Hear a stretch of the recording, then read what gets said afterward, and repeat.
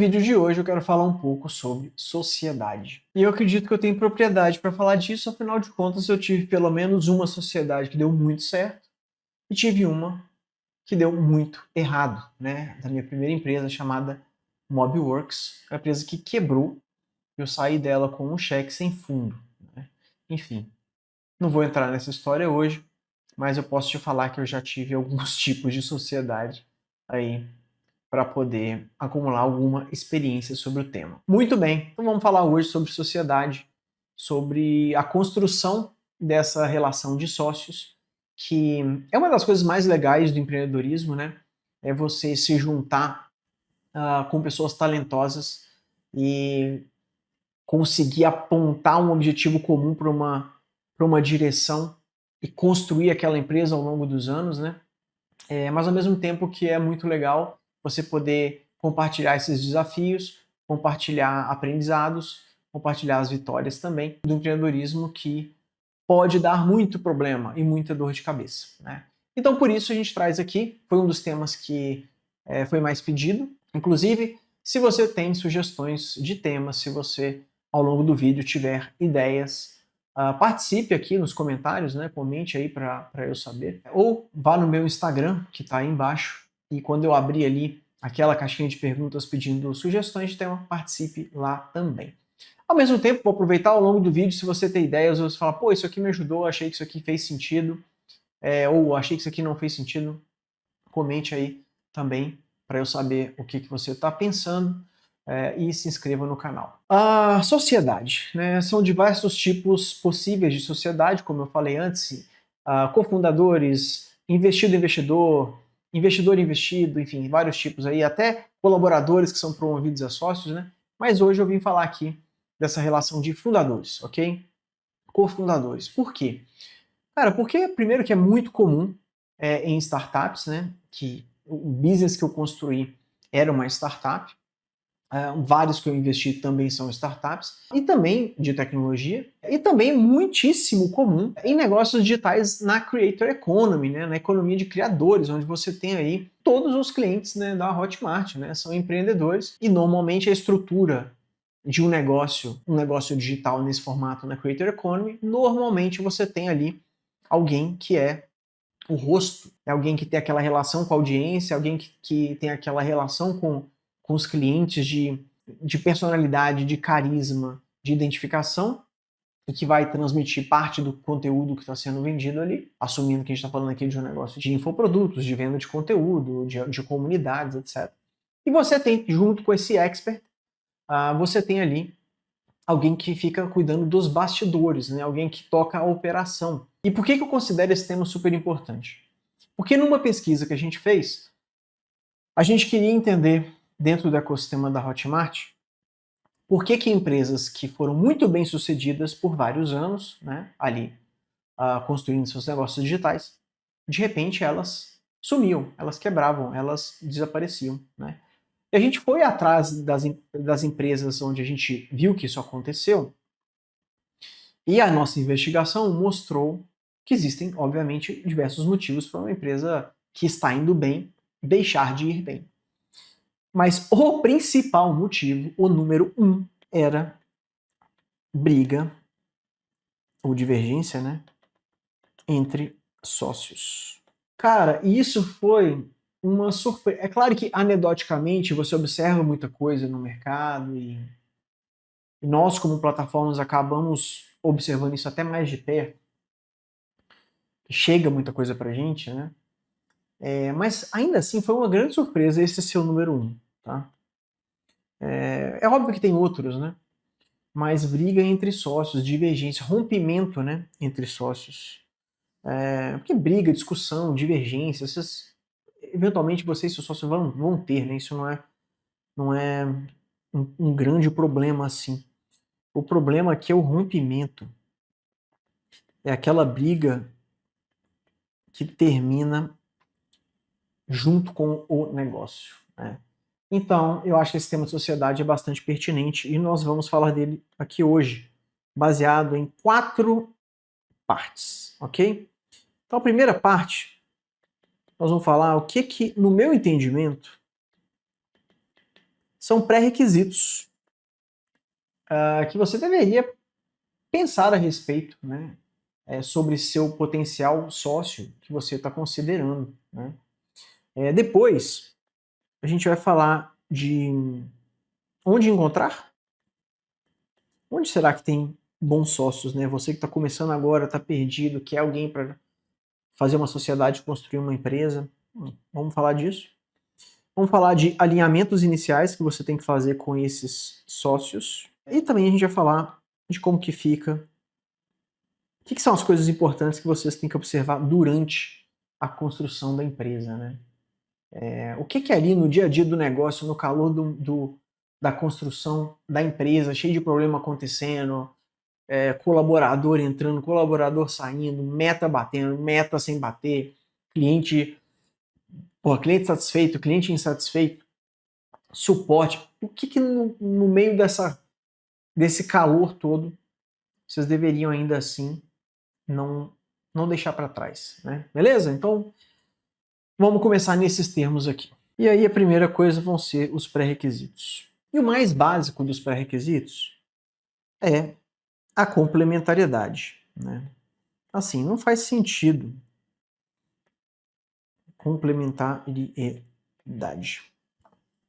Não faz sentido você, no início de uma empresa, onde você tem muito pouco recurso, vamos dizer assim, você trazer sócios que são capazes de fazer as mesmas coisas, né? Que não somam na empresa para que ela consiga executar todas as suas funções principais, né? Como eu falei, no mercado digital, no mercado de creator economy,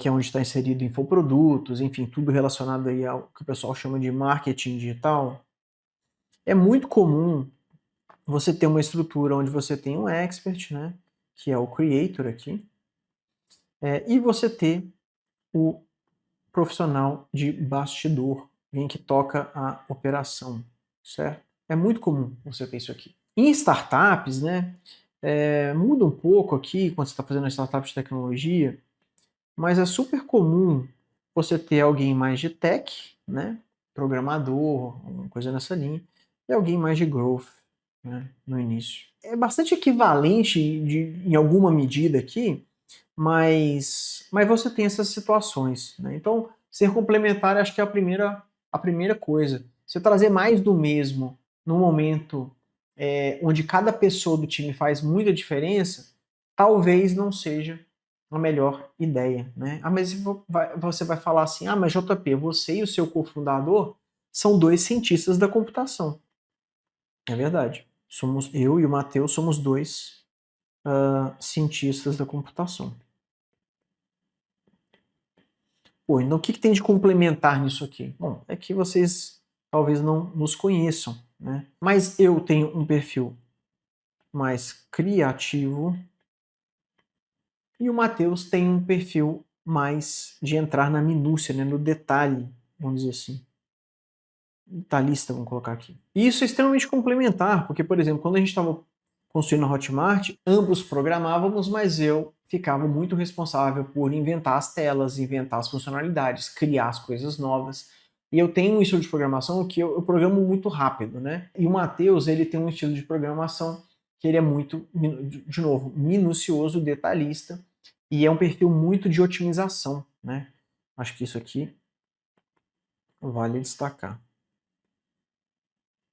E o meu é um perfil muito de velocidade. Era super comum eu ir na frente, eu construía muita coisa, e os pontos onde você precisa de muita minúcia, de muita investigação, muito detalhamento, muito cuidado, eu deixava isso para o Matheus. Eu sei que ele tem essa característica de conseguir gastar muito tempo na mesma coisa até ela ficar super ótima, né? Vamos dizer assim. Então, a gente funcionava muito dessa maneira. Então, a gente tem perfil complementar tanto no estilo de construção de software, vamos dizer assim, quanto no perfil mesmo, né? Personalidade também bastante diferente. Então, sim, complementaridade é importante. Aí, vamos falar aqui de um outro tema que, obviamente, é super importante, que é referência. Você não quer criar sociedade com um total desconhecido que você não sabe o que fez no verão passado, vamos dizer assim, né? O que acontece aqui? Aqui muitas vezes você vai construir uma sociedade com um amigo, né? Aí você fala, pô, mas o amigo eu tenho bastante referência do amigo. Conheço há 10 anos, 20 anos, 15 anos, verdade. Porém, você não tem referência do que é trabalhar com o seu amigo, né? Muitas vezes você tem aquela relação de amizade, uma amizade muito legal, vocês adoram estar um com os outros em diferentes contextos, mas vocês nunca construíram nada junto, nunca trabalharam juntos, né? E aí você acha que tem referência, mas não tem. Então aqui você precisa ter referência profissional mesmo, né? De como que essa pessoa funciona trabalhando, né? E não sendo amigo, vamos dizer assim. Ser amigo também é importante para fundadores, né? Mas você precisa ter essa referência aqui. Se você não tiver, você tem que buscar, né? Onde você vai buscar referência? Bom, primeiro, você vai ver se tem alguém no círculo comum para você conversar. Depois você pode ir no LinkedIn. Depois você pode, inclusive, conversar com essa pessoa e perguntar de projetos e tudo, e até pedir referência. Cara, me fala alguém que você já trabalhou, só para eu trocar uma ideia, ver qual. E até eu te falo depois qual o feedback que você tem, sei lá, tentar apurar ali com uma outra pessoa, até de forma transparente mesmo, não precisa fazer nada escondido, não. É super comum você fazer background check, até para contratar pessoas, quanto mais vai fazer sociedade, cara. Se você não tiver uma referência que te deixe confortável, vá atrás de pessoas que trabalharam com essas pessoas, com esse potencial sócio, que tiveram relação, e pergunta mesmo, né? Não tem problema nenhum, né? Então, encontre essas referências, né? Idealmente, de alguém que trabalhou com ela e de alguém que tem ali no círculo comum, né? Alguém que você conhece e aquela pessoa também conhece. Super importante ter uma referência profissional, tá bom? Depois, eu diria que um tema importante aqui para sócio é maturidade emocional. E aqui, cara, eu acho que tem, putz, esse tema aqui dá para entrar bastante, viu? Mas eu não vou entrar muito não. Eu vou escolher dois. Tem uma questão que para mim é importante em sócio, que é a automotivação, que normalmente é uma característica de profissionais sênior também, né? O profissional sênior, ele tende a precisar menos de alguém ficar ali empurrando ele, dando tapinha nas costas, pô, parabéns, o tempo todo e tal. É claro que você tem que reconhecer as pessoas, é claro que você tem que celebrar o impacto que elas estão causando, as entregas e tudo mais. Mas o profissional sênior, o que é esperado é que você precise gastar menos tempo motivando essa pessoa, né? E o sócio ele tem que encontrar essa automotivação do desafio, do propósito da empresa, do objetivo que ele tem para construir aquilo ali, né? Se no meio do furacão a empresa, sendo um desafio hercúleo, né, construir uma boa empresa, você ainda tiver que ficar motivando o seu sócio, empurrando ele para frente, cara, é bem complicado, tá? É bem complicado. E a outra coisa é a resiliência também, né? Que é, cara, como que essa pessoa se comporta diante de desafios, né? Isso aqui são conversas que você tem que ter, né? Se você tiver convívio, de novo, por isso que eu falo, a faculdade é muito boa por isso, cara. Você pode conviver com as pessoas em trabalhos, em desafios, em projetos e ver como elas trabalham, como elas se desempenham, para eventualmente depois você ter ali um potencial sócio, um potencial colaborador, né? Um potencial parceiro. Cara, na minha faculdade, sim, eu tive várias pessoas com as quais eu tive relação profissional depois, e foi muito importante, cara, por isso. Você conseguir entender como essa pessoa se porta nesses desafios, quando o bicho pega, é importante. Como que você faz isso aqui, cara? Mas como que você vai saber isso antes, né, sem conhecer a pessoa? De novo, o ideal é que você conheça. O ideal é que você tenha uma referência própria. O ideal é que você tenha tido aqui dentro, aqui, né? Vamos colocar assim. O ideal é que você tenha tido convívio com essa pessoa. Esse é o ideal, mas nem sempre o mundo te dá a chance de trabalhar no cenário ideal, né? Aqui, O que você vai ter que fazer é conversar mesmo, cara, e é quase que entrevistar mesmo, é trocar uma ideia e falar, cara, me fala um momento aí onde você teve um grande desafio, como que foi pra você, cara? O que você tirou disso? Como que você sentiu na época lá? Como que você resolveu? É conversar, cara. É quase que uma entrevista mesmo, entendeu? Você vai ter que descobrir essas coisas do seu sócio e ver como que ele reagiu nessas situações de maior pressão, né? Qual que foi a coisa que te deixou mais puto, cara? O que você fez quando isso aconteceu? Tentar ter esse tipo de conversa, mas obviamente a referência continua sendo o melhor jeito de você apurar essas coisas aqui. Aí, obviamente, tem um tema aqui de integridade, né? Que é basicamente dá para dizer que é se os seus valores dão match, vamos dizer assim. Por quê? Porque se os seus valores não derem match, em algum momento, ou você vai ter que quebrar a sua integridade, ou seja, você vai ter que não ser íntegro, porque você está tendo que fazer algo contra os seus valores, porque os valores são diferentes, né? Ou você vai ter que quebrar a sociedade. Então, ou você quebra seus valores, ou você quebra a sociedade. A menos que você esteja muito alinhado do ponto de vista de valores. E eu estou chamando aqui de integridade, basicamente é você, de fato, não abrir mão de fazer as coisas com boas intenções e buscar sempre fazer o correto. Sócio pode até ter divergência de opinião. Divergência de opinião é uma coisa que vai acontecer. Às vezes você pode até quebrar o pau, porque uma opinião, você que prefere fazer de um jeito, prefere fazer de outro jeito, mas vocês estão discutindo caminhos, né? Vocês não estão discutindo valores aqui. Ter divergência de opinião é ok, ter divergência de valores não é ok, porque isso vai afetar a sua integridade, ou vai quebrar a integridade, ou vai quebrar a sociedade. Então, super importante isso aqui, de novo, volta no convívio, volta na referência, etc. A outra coisa é você entender com esse potencial sócio se esse é o projeto de vida dele. Porque se isso aqui for o seu projeto de vida e não for o dele, em algum momento isso aqui vai dar problema, né? E aí, cara, é conversar.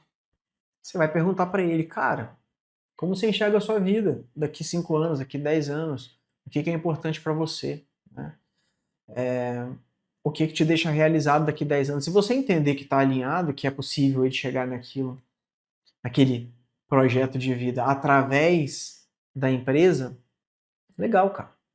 Mas às vezes você quer construir uma empresa, você acredita que a empresa é importante se dedicar muito e nos próximos 5 anos, e o cara tá planejando um sabático de 1 ano daqui 24 meses. Qual que é o projeto de vida, cara? Assim, é esse seu projeto de vida? É isso que você quer construir pelos próximos 10 anos para fazer essa empresa dar certo? É uma coisa que você tem que investigar, né? Falta talvez uma coisa aqui que eu colocaria também, do ponto de vista mais prático, que é o teste do almoço. Eu sempre falo isso. Isso aqui eu uso até mesmo para não sócios, para as pessoas que vão trabalhar diretamente comigo. Sempre falo isso. Pô, tem mais um aqui que depois eu vou colocar. Vou colocar aqui só para não esquecer. O que é o teste do almoço? Pessoal, o seu sócio, você vai trabalhar com ele todos os dias. Provavelmente você vai almoçar com ele quase todos os dias. Se você achar que, putz, cara, se eu tiver que almoçar com esse cara todo dia, eu vou preferir evitar o almoço, eu vou preferir dar uma desculpa, eu vou preferir ir depois ou ir antes, tá errado. Eu, particularmente, a forma como eu enxergo sociedade, de cofundadores, cara, tem o tema do valor, né, que é, enfim, da integridade aqui, dos valores, que não dá mesmo para abrir mão. Mas, cara, se eu vou trabalhar com a pessoa todo dia, por 10 anos, ou mais, né? Eu tenho que ter um nível de amizade. E mais que isso, cara, pra mim, sociedade é como se fosse um casamento. É como se fosse um casamento. Você não quer casar com qualquer pessoa, né? É muito tempo, são muitos anos, é muito tempo por dia. Cara, se essas coisas não estiverem funcionando, é difícil dar certo, né? Porque as dificuldades já vão surgir no meio do caminho. Tem uma frase do Warren Buffett, que é bem conhecida, inclusive, muito repetida, inclusive, também em outros contextos, mas acho que cabe perfeitamente, porque, como eu considero sociedade um casamento, acho que ela cabe perfeitamente aqui. Mas ele diz que a decisão mais importante na sua vida é escolher com quem você quer se casar. Por quê? Porque essa é a pessoa que vai estar do seu lado pro resto da vida, cara. E você ter alguém pro resto da vida, construindo um projeto de vida, se alguma coisa sair muito errado e você rompe, cara, talvez seja o seu projeto de vida que vá por água abaixo ali, né? Se você se casar com a pessoa errada, pode ser um inferno, né? Se você casar com a pessoa certa, aí, cara, é o céu. Você vai conseguir construir muitas coisas juntos, você vai ter alguém com quem você pode sempre contar, você vai ter alguém para compartilhar todos os seus melhores momentos, aí é lindo, cara. É muito legal, muito legal. Então, para mim, é um casamento, né? E você deveria escolher muito bem com quem você quer se casar. E eu acho que um indicativo bom é esse. Se você tivesse que almoçar todo dia pro resto da vida com essa pessoa, como você se sentiria? Enfim, é isso, né? E eu acho que esse tema da amizade é legal, e ele, inclusive, é um dos critérios, cara, que eu uso para investir, né? Porque, só um parênteses aqui, né? Eu invisto em alguns fundos de venture capital, mas eu também invisto em algumas startups diretamente, né? Ou seja, aqui, basicamente, eu invisto no fundo e o fundo investe em startups, certo? Então a minha relação aqui é mais com o fundo do que com os empreendedores dessas startups, por mais que eventualmente o fundo me peça para bater um papo com algum deles e tudo mais. Então aqui, cara, tudo está sendo gerenciado pelo fundo, é mais tranquilo. Nessa brincadeira aqui eu devo ser investidor de umas 150 startups ou mais, acho que deve tá mais agora já. Mas aqui, em alguns casos, eu invisto diretamente, então é o JP com os fundadores. E são poucos, né, pessoal? Porque até por uma questão de tempo mesmo, né? Nossa, eu tô ruim pra escrever hoje, hein? Então, se eu vou gastar o meu tempo pessoal com esses caras aqui, ainda que seja pouco tempo, né? Sei lá, 1 hora por mês, especialmente no início, gasta um pouco mais de tempo. Cara, eu não pode ser chato pra mim. Então, pra mim, se eu tô gastando meu tempo individual direto com os fundadores, cara, o mínimo que tem que acontecer aqui é essa ser uma relação muito legal,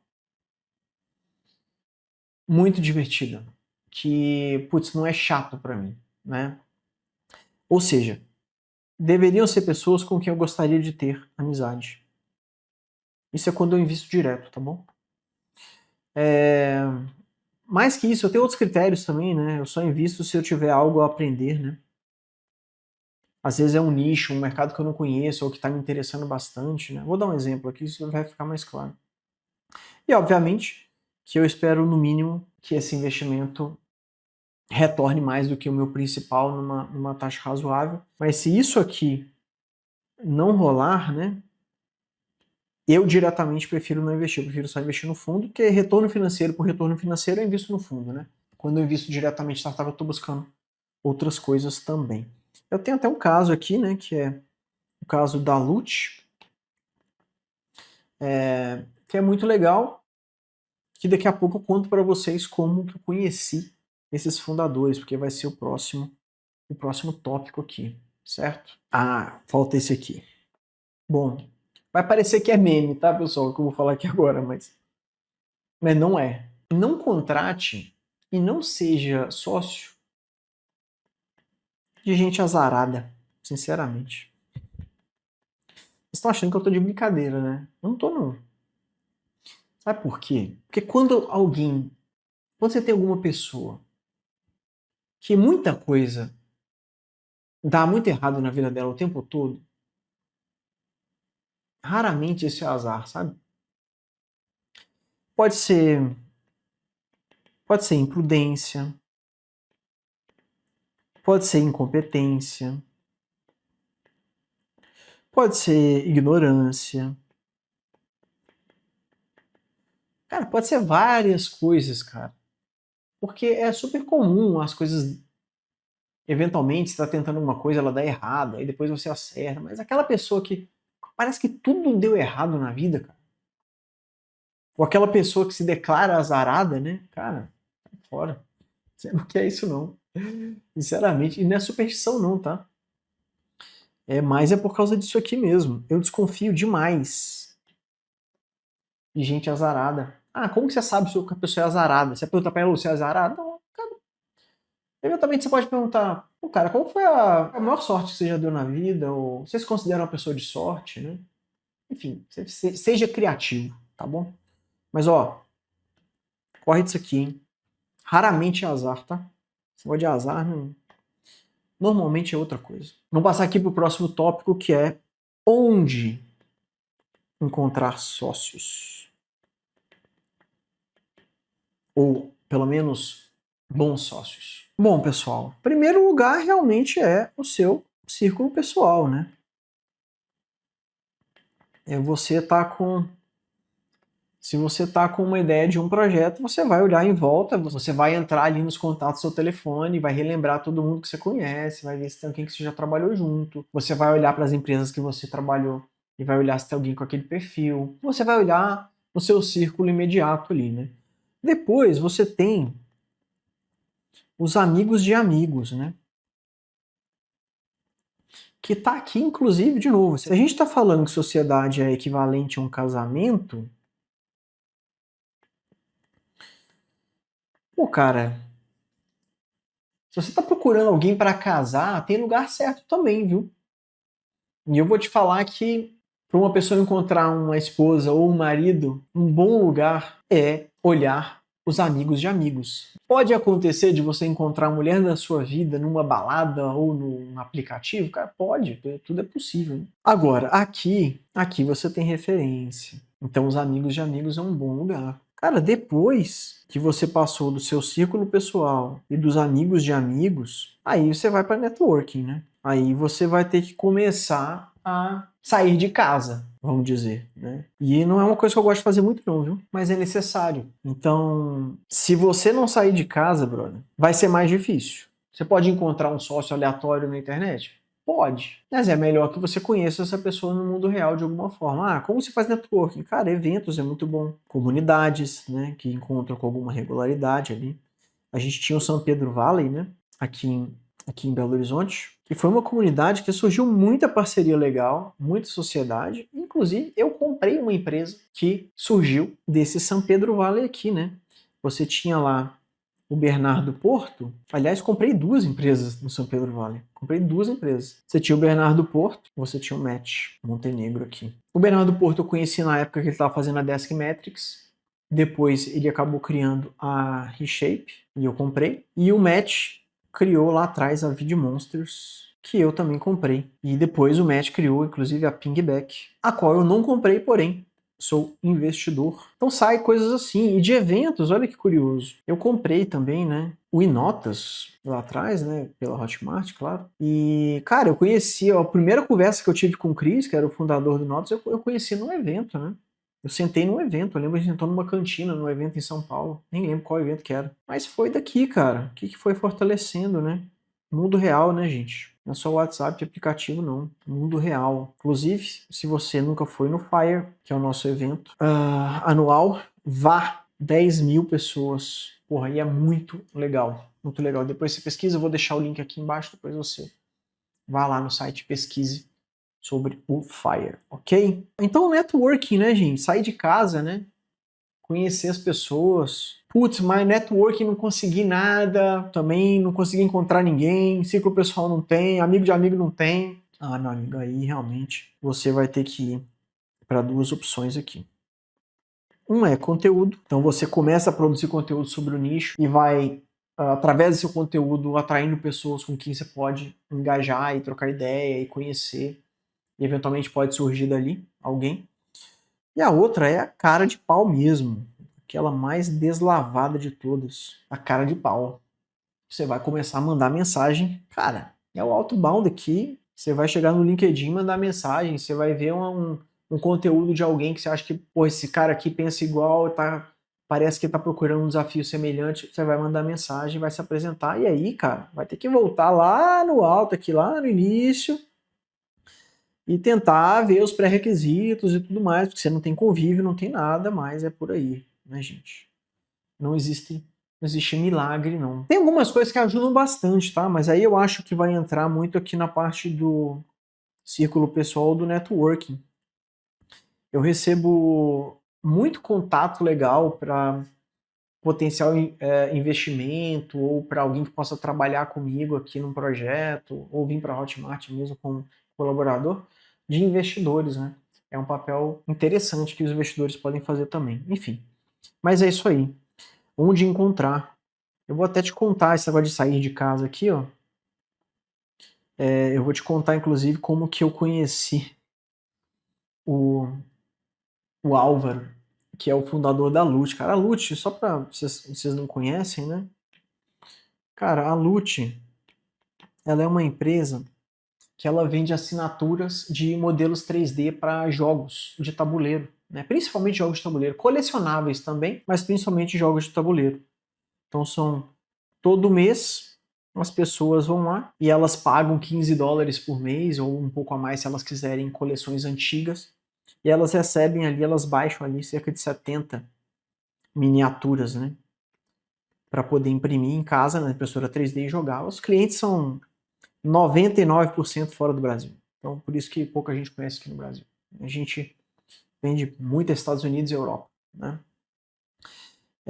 Cara, é uma empresa que cresceu muito, né? Já faturou aí mais de 100 milhões de reais, né? Há bastante tempo já. Então, cresceu muito. E olha que curioso, né? Eu conheci o Álvaro numa daquelas situações mais aleatórias de todas, né? Os meus sogros foram encontrar, né, uma vizinha que estava em Belo Horizonte, a vizinha do interior, meus sogros são do interior, mas por algum motivo estava todo mundo em Belo Horizonte. Os vizinhos que já se veem todo dia quiseram encontrar também em Belo Horizonte, fomos num restaurante no Rancho do Boi, em BH. Quem é de BH sabe, bom, viu? Eu gosto de lá. E cara, quando chegou lá, eu fui junto, né? Fui com a minha esposa e tudo mais. Quando chegou lá, além da vizinha estar lá, a irmã da vizinha estava lá com o filho dela. O filho dela era o Álvaro, né? E aí eu tô lá naquele papo ali, enfim, entre eles, eu tava meio deslocado na conversa, já não sou um cara muito sociável, né? De natureza, vamos dizer assim. O Álvaro também não. Mas aí a mãe dele falou: Ó, meu filho mexe com essas coisas aí que você mexe. O que é? Basicamente era computador, né? Essa era a interseção. Que o Álvaro é um artista de modelagem 3D. Pô, aí eu já era CEO da Hotmart e tal. Eu conversei com ele, achei interessante. E ali eu falei: cara, isso aí você pode ensinar, hein? A modelagem 3D você pode ensinar. Passou um tempo, meses depois, encontrei com o Álvaro de novo num churrasco aleatório. Aí sim no interior, né, na vizinha também. E aí ele já estava em contato com o sócio de bastidor dele, que é o Renato, né? E pensando em lançar um curso, né, de modelagem 3D e tudo mais, cara. E aí nessa ocasião eu dei todas as dicas que eu podia dar para ele sobre lançar um curso online, né? O resultado, bom, o resultado é que ele foi lá, lançou o negócio, virou black, né? Fez mais de 1 milhão ali. No primeiro ano, né? E depois de um tempo, aquilo ficou por aquilo mesmo, pô, legal pra caramba, fiquei feliz que deu certo para ele, eu não era sócio nem nada, só fiquei feliz mesmo em ter ajudado. Aí depois de um tempo, eu tava viajando, eu tava em Nova York, ele me ligou e falou: cara, Na verdade, ele perguntou, cara, posso te ligar? Eu tô com uma ideia, queria pagar uma consultoria sua para ver o que que eu acho, o que que você acha dessa ideia, se faz sentido ou não. E aí eu falei, cara, que isso, pode me ligar, não tem problema nenhum. Liguei, conversei com ele e era a ideia dessa assinatura de modelo 3D. E porra, eu sou um cara que vende RPG, né? Tem meu livro aqui, ó. Deixa eu ver aqui, ó. Se você olhar aqui, ó, você tem o meu livro, Entre Ruínas e Reinos. Quem gosta de fantasia épica, vai lá e, pô, compra meu livro, você vai gostar pra caramba, tá bom? Tá sendo muito bem recebido pros fãs de fantasia épica. Então eu venho desse mundo, né, de games, de RPG e tudo mais. E quando ele me falou dessa ideia, putz, eu caí direto aqui, ó, nesse tema aqui, cadê? Putz, cara, eu caí muito aqui, ó. Legal, consigo ser muito amigo desses caras. E vou aprender pra caramba de modelagem 3D. Eu nem tinha uma impressora 3D na época, depois que eu comprei, tá? Aqui atrás. Inclusive deve dar pra ver aqui, ó. Aqui, cadê? Aqui, ó. Isso aqui é a impressora 3D. E, pô, me parece que é um bom negócio, né? Eu fiz umas contas, expliquei pra eles como que eu tava enxergando a modelagem desse negócio, olhei quem eram os concorrentes deles, e junto com eles a gente sentou, definiu uma estratégia, né? O Renato sempre fala, cara, o JP aumentou o faturamento da empresa no primeiro dia, porque eu fiz um ajuste de pricing, né? De preço no produto e os caras executaram muito bem, muito bem. Eles são muito bons, né? Muito bons mesmo. Obviamente eu investi nessa empresa e, cara, a empresa cresceu pra caramba, mas assim, tudo isso para dizer, completamente aleatório, né? Completamente aleatório. Então, gente, por mais que eu seja um introvertido que não gosta de sair de casa, eu tenho que admitir que é importante sair de casa. E essa serendipidade pode gerar muita coisa legal. Ok? Se você não conhece a Lute, entre lá, Lute Studios. Se você não conhece o meu livro, entre lá, Entre Ruínas e Reinos. Quem gosta de fantasia épica vai gostar pra caramba, tá bom? E depois eu faço um vídeo só sobre o livro, hein? Eu vou fazer isso ainda. Então, beleza. Isso foi onde encontrar, ok? Vamos pro próximo tópico aqui, que são os alinhamentos iniciais. Alinhamentos iniciais. Então vamos lá, alinhamentos iniciais. Pô, passou os pré-requisitos, né? Passou no teste ali. Tudo que você conseguiu apurar te deixou confortável. Falou assim, putz, esse cara, acho que ele tem complementariedade, temos valores semelhantes, consegui boas referências, putz, adoraria almoçar com esse cara todo dia, enfim, tudo aquilo que a gente já discutiu. Só que tem mais coisa, gente. Porque você conseguiu apurar de onde você está hoje para trás, o passado, né? E agora você quer apurar como que ele enxerga o futuro, ok? As pessoas fazem sociedade e muitas vezes elas deixam de tocar em pontos que são muito importantes. Então, por exemplo, remuneração. Cara, às vezes você está num momento onde você está solteiro, sem filhos, e você está disposto a fazer a empresa, meu irmão, com 5 mil por mês aqui, se você estiver ganhando isso aqui, já tá bom pra caramba e você vai embora, vai dar o sangue e vai fazer essa empresa crescer o máximo possível. Mas o seu sócio, ele já é alguém como eu. Ele é um pai, ele tem uma esposa, ele tem 3 filhos, ele tem um cachorro, ele tem, enfim, os pais que, de alguma forma, ele ajuda. E aí, cara, esse cara vira e fala assim, não, eu preciso de 40k por mês para me sustentar. Cara, é complicado, né? Porque, assim, as expectativas estão muito longe, e mesmo depois que a empresa começar a ganhar dinheiro, se isso aqui não estiver alinhado, todo o dinheiro que entrar na empresa, o cara vai dizer, pô, já vamos aumentar, vamos passar o salário para isso, para aquilo, para não sei o quê. Então, você deveria, desde o início, discutir sobre remuneração. Discutir quanto que você precisa para viver hoje. Tem que falar disso, cara. É chato, eu sei que é chato. Mas, bicho, se isso aqui é seu projeto de vida, se você passar 10 anos construindo algo com essa pessoa, você tem que ter essa conversa chata, entendeu? Então, quanto que você precisa para viver hoje? Se está muito discrepante ali, pode ser que tenha um problema. Se vocês estiverem, ainda nessa linha, né? Se vocês estiverem queimando, botando dinheiro do próprio bolso nisso aqui, quanto que você está disposto a colocar? Quanto que você está disposto a investir? Porque eu tenho 10, quando eu comecei a empresa, eu tinha 10 meses de savings, né, de economia. Meu sócio também tinha mais ou menos a mesma coisa. Então a gente já sabia que não tinha como ir além disso. Então, quanto você está disposto a colocar? Do que a empresa faturar também, né? Que depois a gente vai chegar nisso. Mas mais importante, quanto que vai te deixar feliz ou realizado, né? Em X anos, né? Se o ano que vem a gente vai ganhando tanto, isso vai te deixar realizado? Se daqui 2 anos estiver ganhando tanto, se daqui 5 anos, cara, o que você espera em termos de remuneração? Discutam essas coisas, bicho. Discutam, sério mesmo. Vai evitar problemas, tá? Vai evitar problemas. Outro tema aqui é a função de cada um. Cheguei a tocar um pouco nisso, né, no vídeo de estratégia. Assistam o vídeo de estratégia se vocês não assistiram ainda. É o vídeo anterior a esse. É super importante vocês definirem desde o início qual é a função de cada um, né? O que é a responsabilidade de cada um. E principalmente determinar logo de cara quem que é o CEO. Por que é importante, gente? Porque ainda mais se você tiver uma sociedade com 4 pessoas, alguém tem que ser. O CEO tem muitas responsabilidades, tá? Mas entre elas, alguém tem que ser o tiebreaker, né? Alguém tem que desempatar quando as divergências de opiniões estiverem todas sobre a mesa e a empresa estiver paralisada por isso. Alguém tem que ter o poder de controlar melhor o ritmo. Então, pessoal, vocês estão gastando muito tempo com isso. Tira isso aqui da frente, assume que é assim e vai. Tomar esse risco para dar ritmo.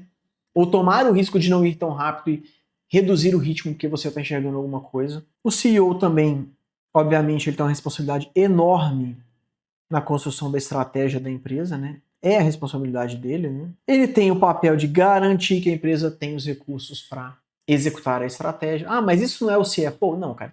O CFO ele tá ali para suportar. Mas se o CFO falhar, cara, a culpa vai ser do CEO também. Então meio que não tem jeito. E ele tá ali para construir o ambiente, né, de trabalho da empresa. Ele tem que dar o tom do ambiente de trabalho da empresa. Em outras palavras, ele tem que ser um grande exemplo da cultura, né? Exemplo e guardião da cultura da empresa. Claro, aí tem outras questões, ele também é, de certa forma, o frontman ali, a face, né, face pública da empresa, enfim. Ah, mas eu sou tímido, mas eu quero ser o CEO. Cara, você vai ter que dar um jeito. É parte do trabalho do CEO, representar a empresa aí em alguns desses fóruns públicos, né? Então, definir isso aqui é importante. JP, mas eu vi uma empresa que tem co-CEOs. Bicho, eu não acredito nisso aqui. Pode ser que tem empresa que sabe fazer isso aqui funcionar, pode ser que tem grupos de sócios que conseguem fazer isso aqui funcionar. Eu não acredito nisso aqui. Tá? Para mim, isso aqui é receita para o desastre, sinceramente. Então, defina essas responsabilidades, né? Porque, de novo, lá no vídeo de estratégia eu comentei isso.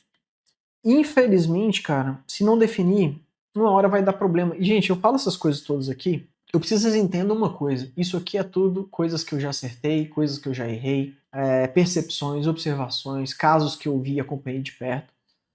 Eu tô muito distante de ser o CEO perfeito, que nunca erra. Não, cara. Assim, eu tenho... O que eu posso dizer é que eu erro bastante, mas eu acerto mais do que eu erro. Então isso me faz ou me fez continuar desenvolvendo a empresa por muito tempo até chegar onde chegou. Mas eu erro muito também, tá? Inclusive nisso aqui. Boa parte das discussões mais acaloradas que eu tinha com o meu sócio, né? Era muito com essa parte de função aqui, né? Quando eu dava uma autonomia para ele e eventualmente ia lá e eu quebrava essa autonomia, né? Era um combinado que tinha sido feito, ou o contrário, ele quebrava alguma coisa que eu já tinha pré-alinhado e tinha definido como CEO. Então, assim, cara, essas coisas acontecem, tá? Isso é no dia a dia, né?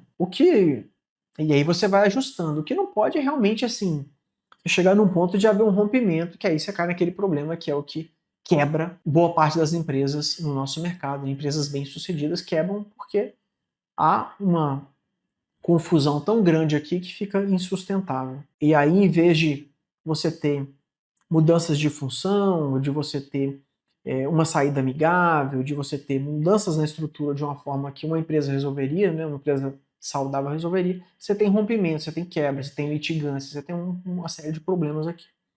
Então definam essas funções. E a função tem que ser respeitada. Eu comentei de um cenário específico do mercado de Creator Economy, né?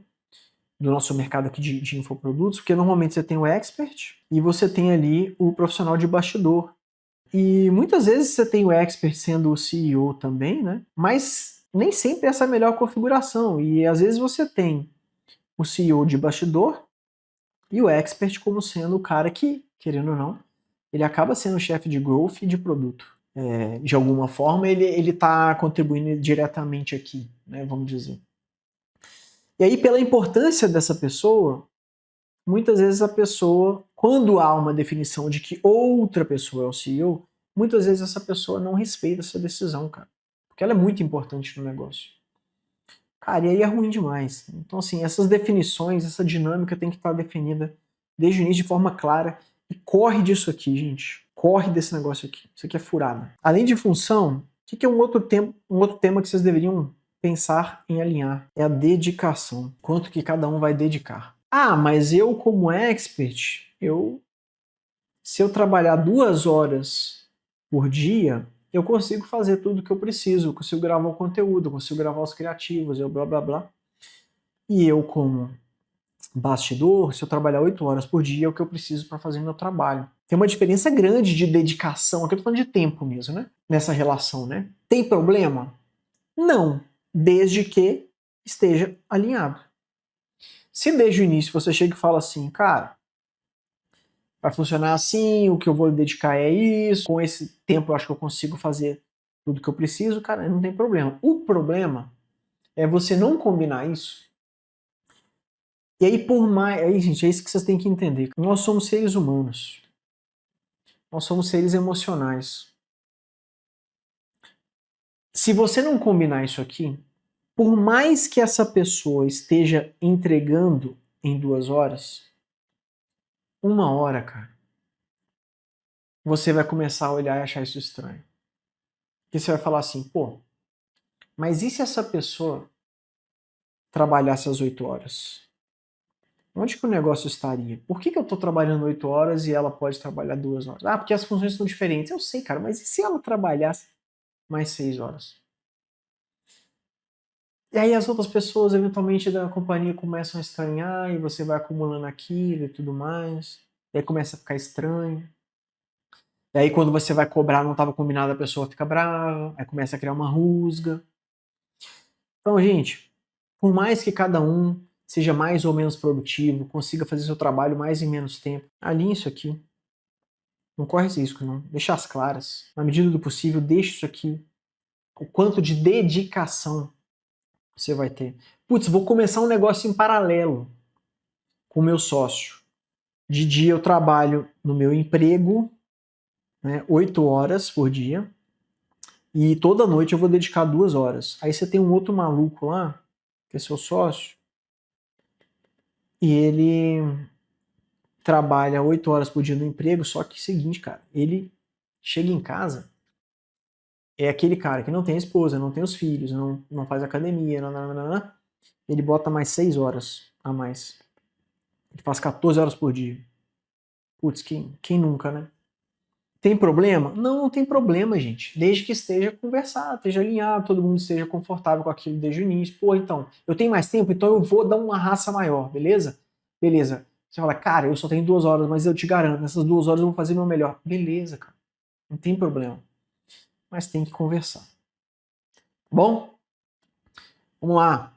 Próximo tema que vocês deveriam alinhar: equity ou dividendos. Construir esse tipo de empresa aqui é completamente diferente de construir esse tipo de empresa aqui. Esse aqui, você vai ter que reinvestir tudo, ou quase tudo, né? Por quê? Porque o equity, a remuneração do empreendedor e dos investidores, porque se você tem um investidor externo, ele compra parte da sua empresa, aí sim ela tem um valor, ela tem um equity apurado ali, né? E aí, se isso acontece, o que o investidor quer? Ele vai querer o retorno sobre esse investimento. Para retornar, você tem que fazer crescer. Para fazer crescer, você tem que reinvestir. Então aqui, meu amigo, o retorno vem do crescimento. certo? Principalmente do crescimento, não somente, mas principalmente do crescimento. E aqui, o retorno vem da margem. Para você ter margem alta, você tem que reinvestir pouco. Né? Então, assim, é o oposto, gente. Isso aqui é o oposto. Você pode ter um negócio que cresce e tem margem? Pode. Mas construir essa empresa é diferente de construir essa empresa. Por quê? Significa que aqui você está jogando aqui no equity, você está jogando a sua recompensa como empreendedor para muito longo prazo, né? Você vai ficar muito tempo sem ver grana. E aqui você está jogando a sua recompensa para o curto prazo. É claro que no longo prazo, você construindo essa empresa, ela vai te dar mais recompensa. Mas aqui no curto prazo, você já tem alguma recompensa, certo? Então, discutir o quanto vocês vão reinvestir, o quanto vão distribuir de dividendos. Se vocês estão construindo uma empresa para vender, para receber investimento, para fazer M&A, para eventualmente fazer um IPO lá no sonho distante e tudo mais, é aqui. E vocês têm que estar confortável em não distribuir muito aqui, ou quase nada aqui.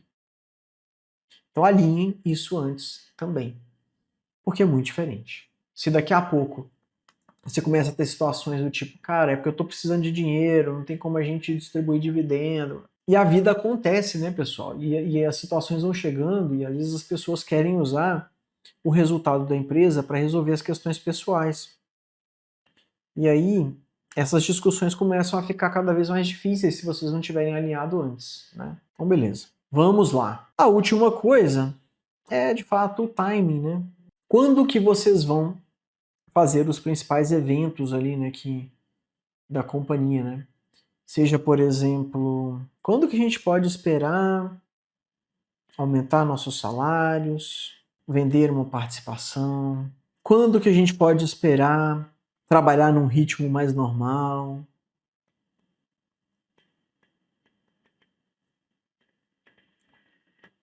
Que às vezes a pessoa, de novo, tá assim, cara, eu tô aqui nesse negócio, tô construindo, mas em 3 anos eu preciso estar ganhando X.